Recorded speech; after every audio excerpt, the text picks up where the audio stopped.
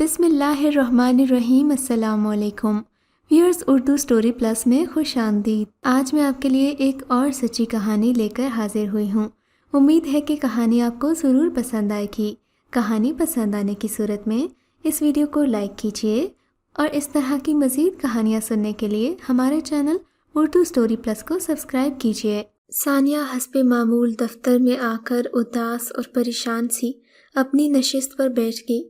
آج پھر دونوں میں تلخی ہو گئی تھی۔ دونوں میاں بیوی کی تکرار سن کر ان کی معصوم بیٹی گل رونے لگی۔ اب ثانیہ کو رہ رہ کر بیٹی کے آنسو یاد آ رہے تھے۔ وہ کبھی خود کو کوستی اور کبھی خود کو مطمئن کرنے کی کوشش کرتی، مگر اسے کسی پل چین نہیں مل رہا تھا۔ گل کی سسکیاں اور اس کے بہتے آنسو اسے ہر پل احساس دلاتے۔ اس کا ذہن کسی کام میں نہیں لگ رہا تھا۔ وہ بے چینی سے اس وقت کا انتظار کرنے لگی جب وہ بیٹی سے مل کر اپنی غلطی کی معافی مانگے گی۔ اچانک گھنٹی بجی۔ ثانیہ کے آفیسر راحیل صاحب کا فون تھا۔ انہوں نے اسے اپنے کمرے میں بلایا تھا۔ ثانیہ نے اپنی حالت درست کی اور فائل اٹھا کر ان کے کمرے میں چلی گئی۔ چند لمحے دفتری معاملات پر بات ہوتی رہی۔ خلاف معمول اس روز ثانیہ کام میں زیادہ دلچسپی نہیں لے رہی تھی کیونکہ اس کا ذہن بھٹکا ہوا تھا۔ راحیل صاحب نے اس کی کیفیت بھانپ کر ہمدردانہ لہجے میں پوچھا، ثانیہ کیا بات ہے، تم پریشان لگ رہی ہو؟ ثانیہ کو لگا جیسے کسی نے چلچلاتی دھوپ میں اسے سایہ فراہم کر دیا۔ پریشان اور تنہا انسان کے لیے ہمدردی کے دو بول بھی بہت ہوتے ہیں۔ ثانیہ تو کئی گزشتہ مہینوں سے احساس تنہائی کا شکار تھی۔ میاں بیوی کی کشیدگی نے دونوں کی زندگی اجیرن بنا دی تھی۔ یہ شادی دراصل ایک سمجھوتا تھی جو ایک ہی سال بعد محض کاغذی کارروائی بن کر رہ گئی۔ ثانیہ عامر سے شادی کرنے پر آمادہ ہی کب تھی، لیکن ماں کی شدید بیماری اور خاندان والوں کے دباؤ میں آ کر اسے اپنے پھوپھیزاد سے شادی کرنا پڑی۔ اس کے والد بچپن سے ہی انتقال کر گئے تھے، لہٰذا اس کی ماں نے اسے پالا پوسا تھا۔ اس نے بھی اپنی ماں کی خاطر اپنے تمام خواب قربان کر دیے تھے۔ وہ بھی ایک پرآسائش زندگی کے خواب دیکھتی اور متوسط طبقے کی چھوٹی چھوٹی الجھنوں سے نکلنے کی خاطر زندگی میں کچھ کرنے کا ارادہ رکھتی۔ اسی غرض سے اس نے ایک اعلیٰ تعلیمی ادارے میں تعلیم حاصل کی اور نجی ادارے میں ملازمت کرنے لگی۔ محنت اور لگن سے کام کرتی، ترقی کی سیڑھیاں چڑھنے لگی۔ دفتر کی انتظامیہ اور سب لوگ اس سے بہت خوش تھے۔ اس کی ماں شادی پر اصرار کرتی، مگر وہ یہ کہہ کر ٹال دی تھی کہ اس نے اپنا مستقبل بنانا ہے۔ پھر اچانک ایک روز اسے خبر ملی کہ اس کی ماں کینسر جیسے موذی مرض میں مبتلا ہو گئی ہے۔ اب اس کی یہی خواہش تھی کہ وہ اپنی ماں کو ہر خوشی اور ہر اطمینان دے۔ والد کے انتقال کے بعد اماں ہی اس کا واحد سہارا تھی۔ اس نے اسے ماں کا پیار بھی دیا تھا اور باپ کی شفقت بھی۔ ثانیہ یہی چاہتی تھی کہ اپنی ماں کی ہر خواہش کو پورا کرے، اور اسی لیے وہ اس قدر محنت کرتی تھی۔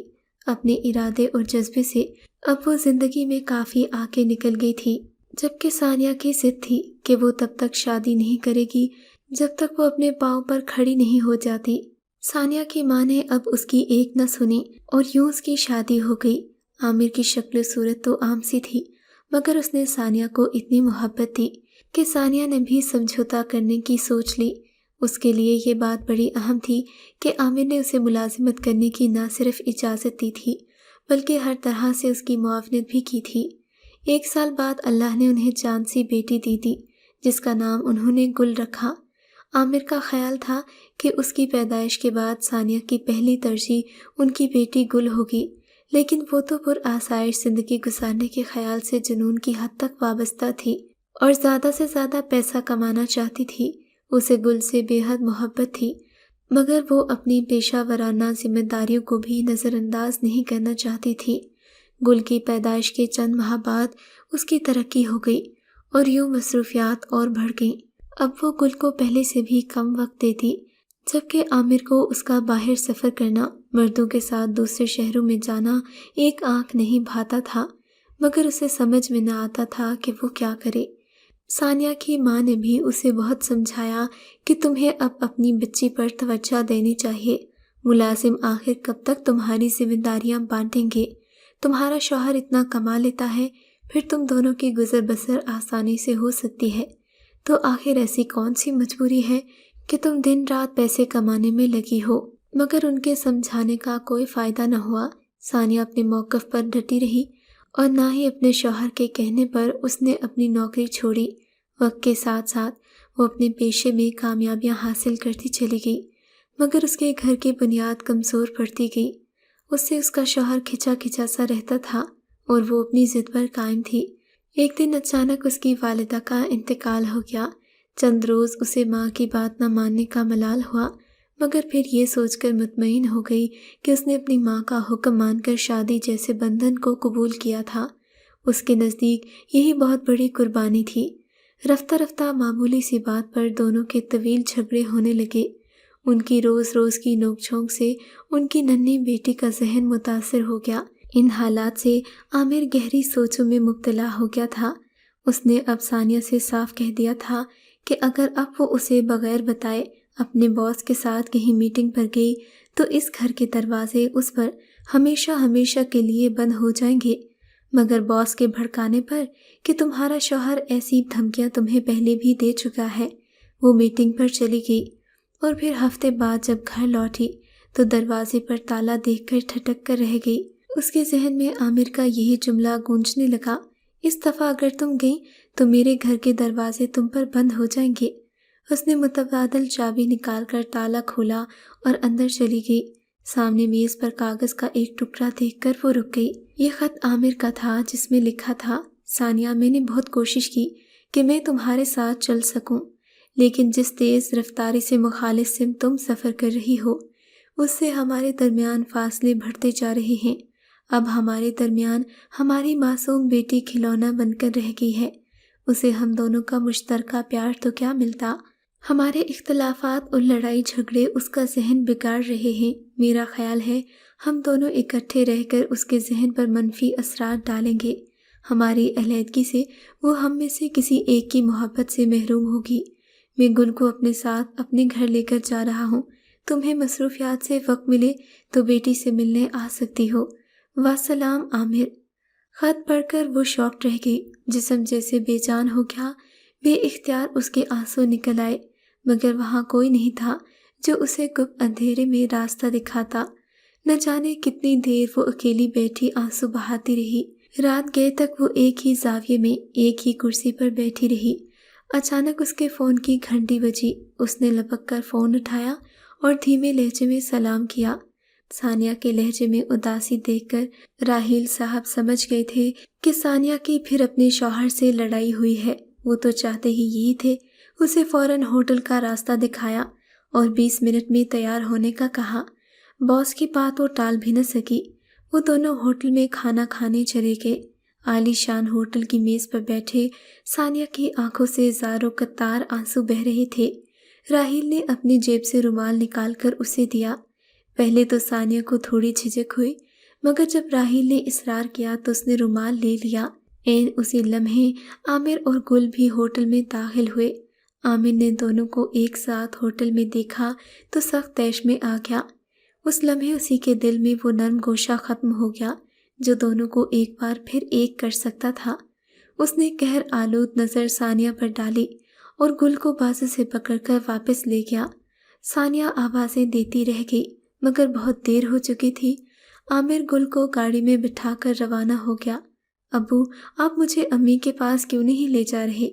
ننھی گل سوال کر رہی تھی۔ بیٹی، اب ہم امی سے کبھی نہیں ملیں گے کیونکہ وہ یہاں سے دور چلی گئی ہیں۔ ہوٹل والے واقعے کے بعد ثانیہ میں اتنی ہمت نہیں تھی کہ وہ اپنی بیٹی کا سامنا کرتی، لہٰذا وہ سب سے کٹ کر رہ گئی۔ جب تنہائی اسے کاٹ کھانے کو دوڑتی تو وہ راحیل کو فون کر دیتی۔ راحیل نے اسے ایسے کڑے وقت میں سہارا دیا جب وہ اپنے شوہر اور بیٹی کی نفرتوں کا شکار ہو کر تنہائی اور پریشانی کی دلدل میں دھنستی جا رہی تھی۔ راحیل نے ایک بار پھر اسے آنے والی کامیابیوں کی چمک دھمک دکھا کر دفتری معاملات میں مصروف کر لیا۔ ثانیہ کو راحیل مسیحا نظر آنے لگا۔ وہ اپنا سب کچھ اسے سمجھ بیٹھی۔ جب کبھی اسے شوہر کی بے رخی اور بیٹی کی ناراضگی کا خیال آتا تو وہ راحیل کے پاس پہنچ جاتی، وہ اسے گھمانے پھرانے لے جاتا۔ وہ ان وقتی سہاروں سے بہلتی رہی، راحیل اس پر احسانات کی بارش کر رہا تھا، وہ اس میں بھیگتی چلی جا رہی تھی۔ آخر ایک روز راحیل نے اس سے اپنی محبت کا خراج مانگ لیا اور اسے شادی کی پیشکش کر دی۔ اپنے باس کے منہ سے یہ جملہ سن کر وہ گھبرا گئی، سوچ بھی نہیں سکتی تھی کہ راحیل اچانک پروپوز کر دے گا۔ حالانکہ راحیل شادی شدہ تھا مگر اس کی کوئی اولاد نہیں تھی۔ اس نے ثانیہ کو یہی کہہ کر مطمئن کر لیا کہ وہ اسے زیادہ توجہ اور محبت دے گا۔ پہلے تو ثانیہ جھجک رہی تھی، وہ کسی عورت کا گھر خراب نہیں کرنا چاہتی تھی، مگر پھر راحیل نے اسے منوا کر ہی دم لیا۔ اس کی بیوی نے بھی اسے دوسری شادی کی اجازت دے رکھی تھی۔ راحیل کی بیوی کائنات نے ثانیہ کا اپنے گھر میں محبت سے استقبال کیا اور اپنے گھر میں بڑی عزت کے ساتھ رکھا۔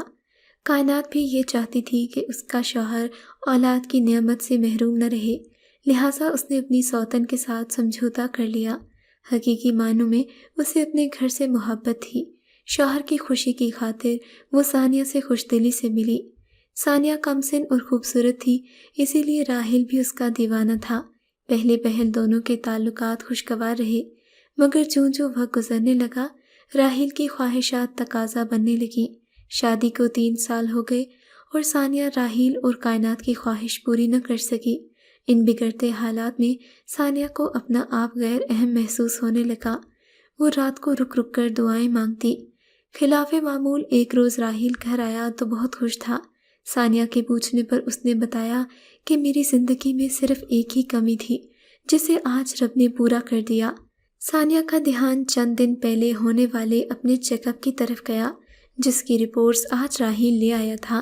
وہ باپ بننے والا تھا، جبکہ ثانیہ کے چہرے پر امید کے کئی رنگ بکھر گئے تھے۔ میں باپ بننے والا ہوں، میری درینہ خواہش پوری ہوگی۔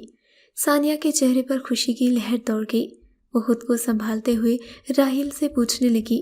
اسی اثنا میں کائنات بھی کمرے میں داخل ہو گئی۔ راحیل ایک دم نشست سے اٹھا اور کائنات کے قریب جا کر بولا، کائنات تمہارا بہت شکریہ، تم نے میری زندگی کا سب سے بڑا خلا پر کر دیا۔ ڈاکٹر نے بتایا کہ تم ماں بننے والی ہو، اسی کو معجزہ کہتے ہیں کائنات۔ یہ سن کر ثانیہ کے پیروں تلے زمین نکل گئی، اس کا سر چکرانے لگا۔ شادی کے 20 سال بعد اللہ نے کائنات پر اپنا کرم کیا۔ رپورٹ مثبت آئی تھی، لیکن ثانیہ کی نہیں کائنات کی۔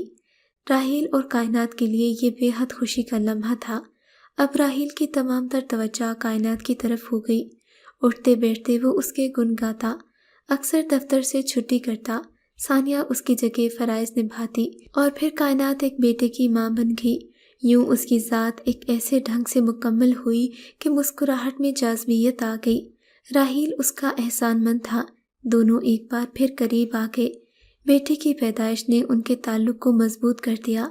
راحیل کو کائنات کی قربانی اور صبر و تحمل کا بھی قائل ہونا پڑا۔ اسے اپنی بیوی اتنی اچھی لگنے لگی کہ وہ دنیا کی تمام چیزوں سے بے خبر ہو گیا۔ ایسی صورتحال میں اس نے ثانیہ کو بھی نظر انداز کر دیا۔ وہ سر توڑ کوششوں کے باوجود راحیل کو اپنے وجود کا احساس دلانے میں قاصر رہی۔ شوہر کی لاپرواہی اسے بار بار گھسیٹ کر ماضی میں لے جاتی۔ جب اسے اپنے بارے میں عامر کا فکر مند ہونا ناگوار گزرتا تھا، کائنات اپنے بچے کو پیار کرتی تو اسے وہ وقت یاد آتا جب وہ روزانہ اپنی بیٹی کو صبح سویرے آیا کے حوالے کراتی تھی۔ کائنات کئی ملازم ہونے کے باوجود بھی اپنے بیٹے کی دیکھ بھال خود کرتی۔ راحیل یہ سب دیکھ کر بہت خوش ہوتا۔ ان حالات میں ثانیہ نے بیک وقت احساس کمتری، احساس جرم اور احساس ندامت میں خود کو مبتلا کر دیا۔ وہ غم غلط کرنے کے لیے دفتری معاملات میں زیادہ دلچسپی لینے لگی، مگر فطری تقاضوں کو مصنوعی ہیلوں سے نہیں بہلایا جاتا۔ وقت جیسے تیسے گزر گیا، مگر وہ ڈپریشن کا شکار ہوتی گئی۔ اسے افسردگی کے دورے پڑنے لگے۔ آخرکار راحیل نے اسے ذہنی امراض کے ہسپتال میں داخل کر دیا۔ شروع میں تو راحیل نے اس کا خیال رکھا، پھر وہ اپنے کاموں اور بیوی بچوں میں مگن ہو گیا۔ یوں ثانیہ بے یار و مددگار وارڈ میں پڑی رہتی۔ راحیل کبھی کبھار اس سے ملنے آ جاتا تو ضرورت کی کوئی چیز دے کر چلا جاتا۔ کائنات کا بیٹا اب اسکول جاتا تھا، لہٰذا اس کی مصروفیات بڑھ گئی تھیں۔ وہ کبھی کبھار اس سے ملنے آتی۔ سائرہ گھر بھی رہ سکتی تھی، لیکن راحیل کا خیال تھا اس کے لیے وارڈ ہی مناسب ہے۔ شوہر کی دوری نے اسے تنہائی کی گہری دلدل میں دھکیل دیا۔ ڈاکٹرز اس کا خیال رکھتی تھیں، مگر رشتوں کی کمی کوئی ڈاکٹر پوری نہیں کر سکتا۔ آج یونیورسٹی میں نفسیات کی طالبات ہسپتال کا دورہ کر رہی تھیں۔ ایک طالبہ ایک مریضہ کے ساتھ گفتگو کرنے لگی۔ وہ نازک سی لڑکی ثانیہ کے سرہانے آ کر بیٹھ گئی۔ ثانیہ خلاف معمول اس روز قدرے بہتر حالت میں تھی، لہٰذا وہ لڑکی کے تمام سوالات کا جواب دے رہی تھی۔ باتوں باتوں میں وہ طالبہ ثانیہ کی ساری کہانی جان گئی اور اس بدقسمت عورت کی بیماری کا سبب بھی معلوم ہو گیا۔ ثانیہ نے ماضی کا لمحہ لمحہ اس کے آگے کھول کر رکھ دیا۔ گفتگو ختم ہوتے ہی اس نے سرد لہجے میں ثانیہ سے ہاتھ ملایا اور بے پرواہی سے اٹھ کر چل دی۔ حالانکہ کم از کم اسے ثانیہ کی بدقسمتی پر اسے افسوس ضرور کرنا چاہیے تھا۔ اس کے جانے کے بعد ثانیہ نے وہ پمفلٹ کھول کر دیکھا جو ہر طالبہ اپنی اپنی موکل کو دے گئی تھی۔ ہر پمفلٹ پر طالبہ کی تصویر اور نام بھی لکھا تھا۔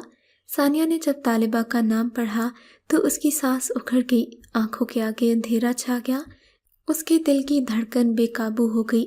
حواس باختہ ہو کر وہ باہر کی جانب بھاگی۔ گل میری بیٹی، میری بات سنو، وہ دیوانہ وار چلا رہی تھی۔ گل نے مڑ کر اسے دیکھا، اس کی آنکھوں میں آنسو جھلملا رہے تھے، مگر چہرے پر چھائی سرد مہری صاف پیغام دے رہی تھی کہ وہ کیسے اس کی ماں ہو سکتی ہے جس نے اپنی خواہشات پوری کرتے ہوئے اسے ممتا کی گرمی سے محروم کر دیا۔ گل بیٹا، میری بات تو سنو۔ گل تیز تیز قدموں سے چلتی ہوئی باہر نکل گئی۔ ثانیہ وہیں ساکت کھڑی رہ گئی۔ اسے تب احساس ہوا کہ پرآسائش زندگی کے حصول میں وہ ایسی محو ہوئی کہ اس نے اپنے گھر کو اپنے ہی ہاتھوں سے آگ لگا دی۔ اگر آپ کو یہ کہانی اچھی لگی ہے تو ہماری ویڈیو کو لائک کیجیے اور اس طرح کی مزید کہانیاں سننے کے لیے ہمارے چینل کو ضرور سبسکرائب کریں۔